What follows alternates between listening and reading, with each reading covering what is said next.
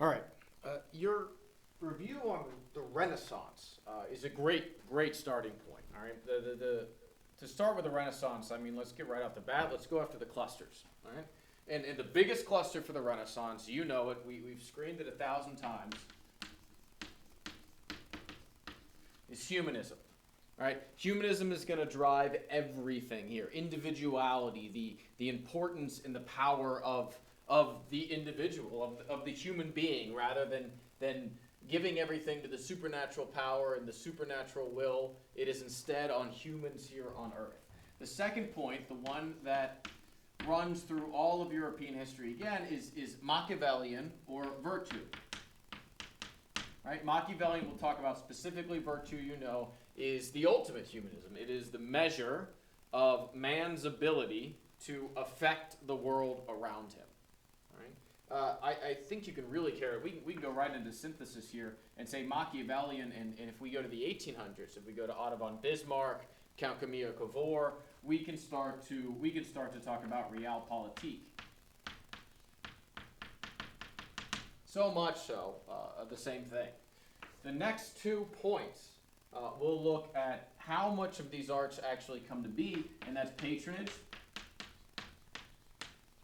Early on, patronage is all from the Roman Catholic Church. Why? Because they're the ones with the money. They're the ones with the influence. They're the ones interested in having these beautiful pieces of art with religious subjects like Mary, like Jesus, like all the stories of the Bible, because none of the people they're preaching to can actually read these stories. They don't have the ability to. They can't read, and there's nothing in their language because the printing press hasn't been invented yet. And then finally, another theme that runs through most of European history is secularism. Secularism is the concept that we need to separate the church from whatever it is that we're doing, whether it's writing or art or politics. Secularism, or the ruling class, secularism is the idea that we can move away from the church. To start the Renaissance, I want to reference first, right here in 1450, is the printing press. Right here in 1450, it's the printing press, done by Gutenberg and done in Germany. And more than any other invention in world history, certainly in European history, the printing press changes the world. Right? And it's not just about the fact that there's more books in the world. It's the fact that because there's more books, there's more people that can read and actually spread knowledge. I mean, what's the immediate effect in the next century? Well, the 95 Theses will be right here in 1517. Those never spread. If the only people who can read them are the clergy and the nobles, those ideas probably never go anywhere. And Martin Luther is snuffed out, and we don't know his name today. So that really drives the Protestant Reformation. I mean, think about it. The Gutenberg Bible is maybe the most famous book of all time. It's not in Latin. It's written in German so that regular people can read it. So if we look at the themes that are going to come from that, the idea that a regular person can read God's Word, that a regular person can see and read the stories of Jesus Christ, we're removing the power of the clergy over our salvation, over our path to heaven, and that leads straight into the ideas of the Protestant Reformation. Let's limit the roles, let's limit the power that the individual clergy member has. You go further on, past the 1600s, into the 1700s, we end up with the Enlightenment. And what's the power of the Enlightenment? It's the fact that we have everyday men and women writing books that everybody can read. Voltaire, Rousseau, Diderot, they write books that are not only read by local people, but they start to get together and talk about it. Salons, right? I mean, the printing press drives so much of everything, and it's right here in the Renaissance. But if we want to start with actual first Renaissance, we obviously have to look at Francesco Petrarch. All right, Francesco Petrarch. And he's the beginning of this era of the Renaissance. This era of the Renaissance, where the Renaissance starts, where its home is, the early Renaissance, is Italy.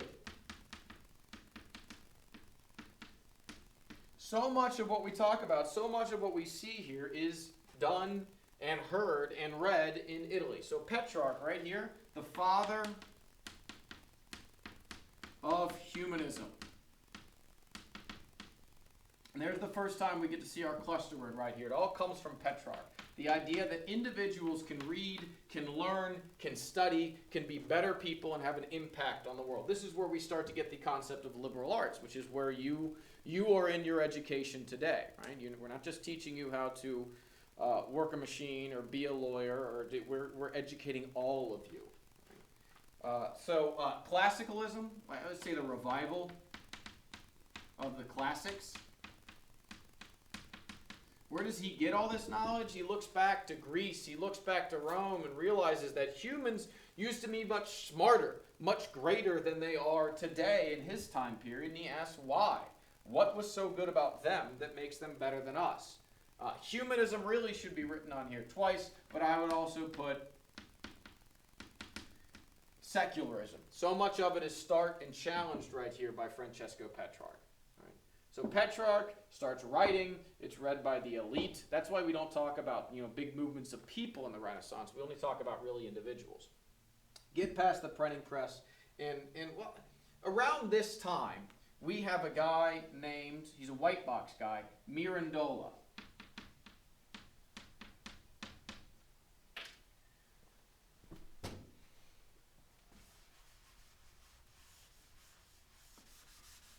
Pico della Mirandola, he tries to come up with more Renaissance ideas, and he does.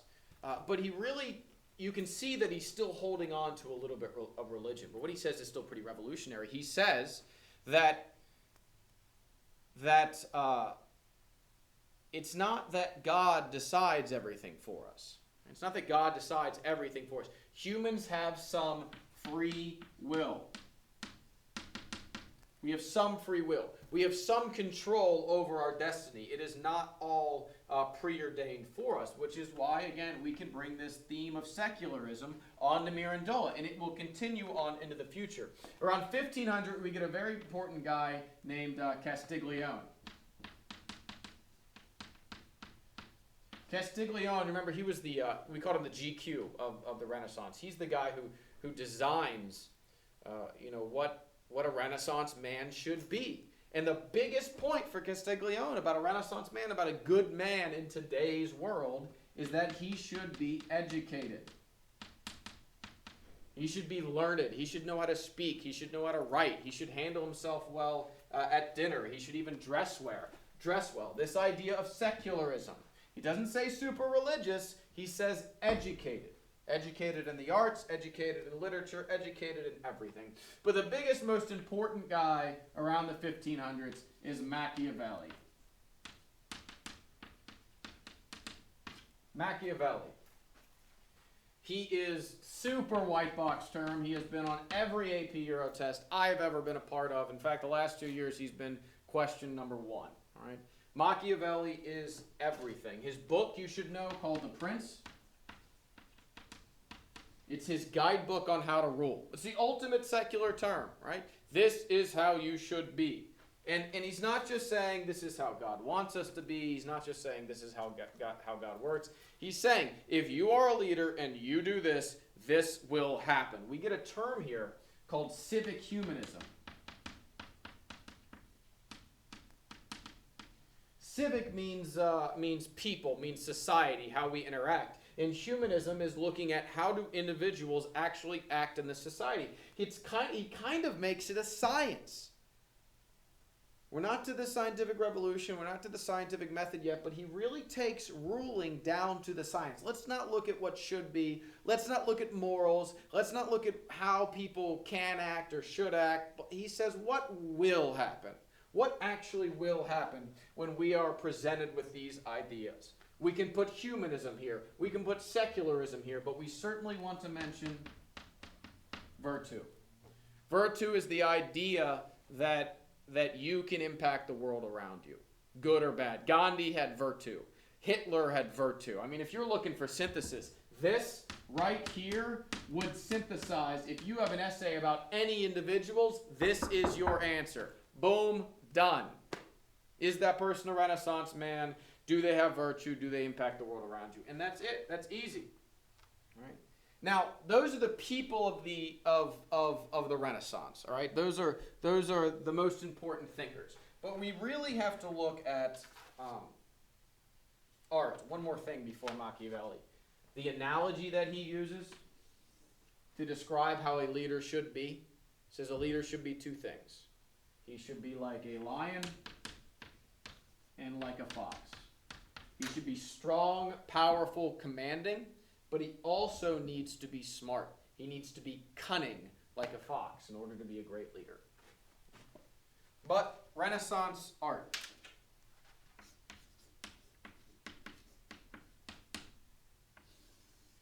If you need to summarize Renaissance art, it's easy. It's about humanism. Talked about Leonardo da Vinci, one of the early great artists. He is so great because he used science, he used analysis, he used autopsies to figure out how exactly he should show the human body, because there's some value in it. This early Renaissance art does have religious subjects. But that's not necessarily because that's what the authors wanted. It's religious because of patronage. The only people, the only groups with money in the early Renaissance is the Roman Catholic Church. And they are the ones who are buying the paintings. They buy the Last Supper. They buy everything that's religious-based. Statues, paintings, everything. Right? You can also put secular techniques, right? These are the techniques. And what we talked about here was was like with Gothic art. Gothic art didn't look great. It looked flat. It looked simple. The people looked weird. But at the center of every piece of Gothic art is the message. There's Jesus Christ getting baptized. There's nothing else to admire other than the fact that Jesus Christ is being baptized. It teaches you something. And why is the church so focused on teaching people things? Because they couldn't read. It's before the printing press. They can't read, and the church, the priest speaks in Latin. If you're in Italy, they speak in Latin. In France, they speak in Latin. In Germany, they speak in Latin. Nobody can understand them. Nobody would know the stories if they didn't see these pictures. So the secular techniques that come out that highlight things other than subject, other than religion, the two biggest ones are depth and perspective. Depth and perspective, right? Let's give it a background. Let's have there be layers to a painting, something to admire other than just the subject. I would mention also accurate humans. Accurate humans. They draw your eye to more than just, what their message is. Mary isn't just the mother of Jesus. She's also a pretty woman to look at. Jesus is not always this stationary, stoic, divine figure. When he's dying on the cross in Renaissance art, he looks like he's dying. He looks like he's sad, or he's dead, or he's suffering. Right? It gives you some humanism with even though it's a religious subject. Artists of this time period. Renaissance artists early on, Michelangelo.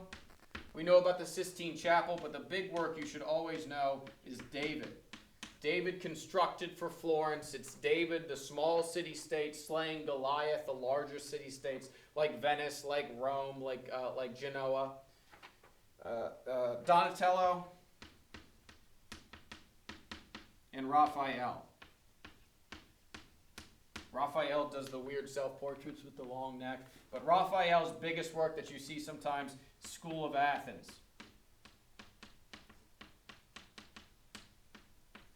Early Renaissance work does look a little bit flat, but it has depth, it has layers to it. But most importantly, it's the message. Who is in the School of Athens according to Raphael? It's himself, but Michelangelo is there.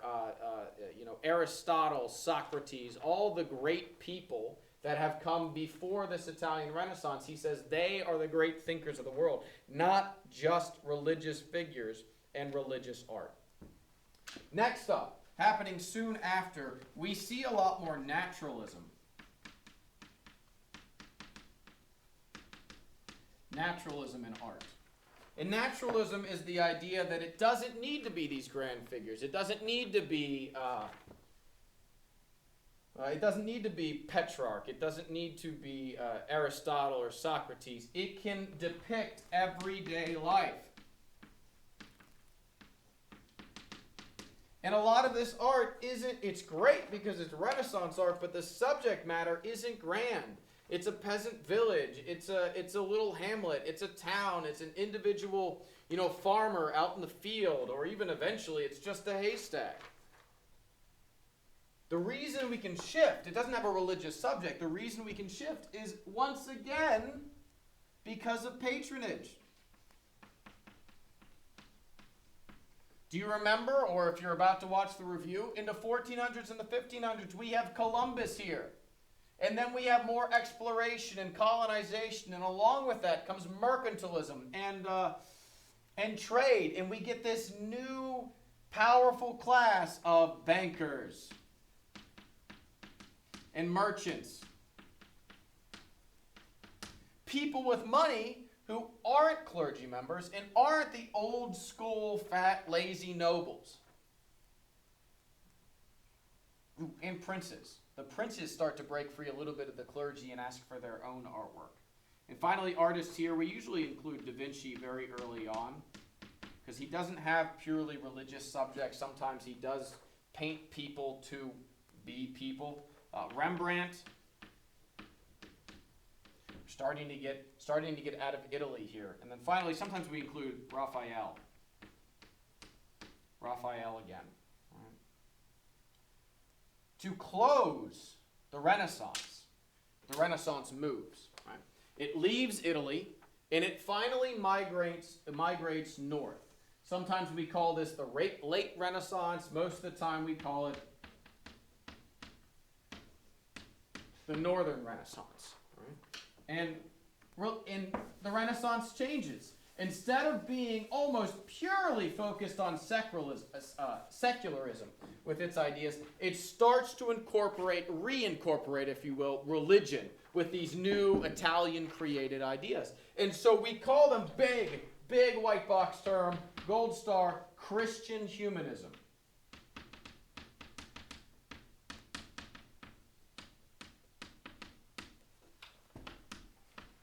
Christian humanism combines the ideas of Renaissance, ideas of free will, ideas of humanism with Christianity because it's still the dominant religion. In this Northern Renaissance, we're talking about England, we're talking about Germany, the Netherlands, and where Belgium will be. The later thinkers, the Christian humanists, number one, you should know Erasmus. Erasmus. He writes the book Praise of Folly.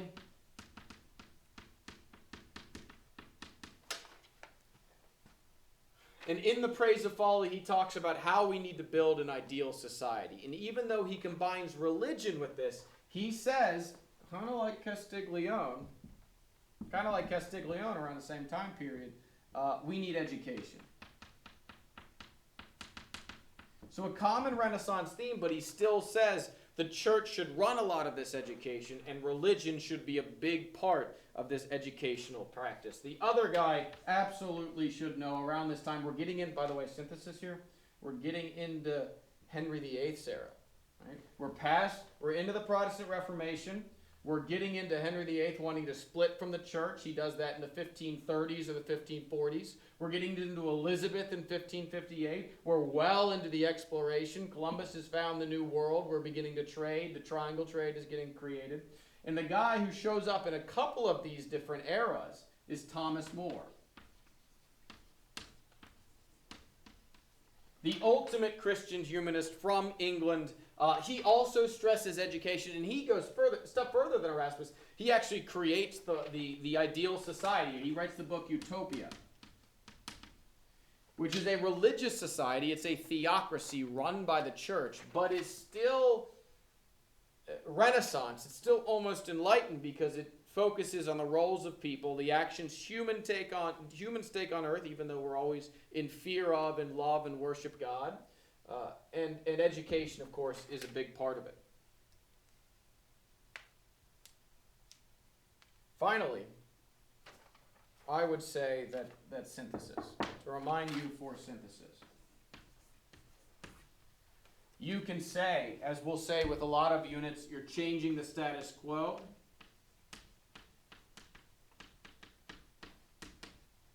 We're going from ecclesiastical, we're going from clergy, we're going from religion, we're going into naturalism, natural inquiry, looking at the world and trying to decide. Our next step is to come up with a scientific revolution. Empiricism, you can only assume, you can only know what you can sense, what you can see, what you can smell, what you can taste, what you can feel. Right? And then ultimately, like I said, the scientific revolution, and then apply that to people again, and we get the Enlightenment. All right, and then finally, I want to reference again Machiavelli and virtue. You have any leader in history who has an impact you can synthesize with Machiavelli's concept of virtue.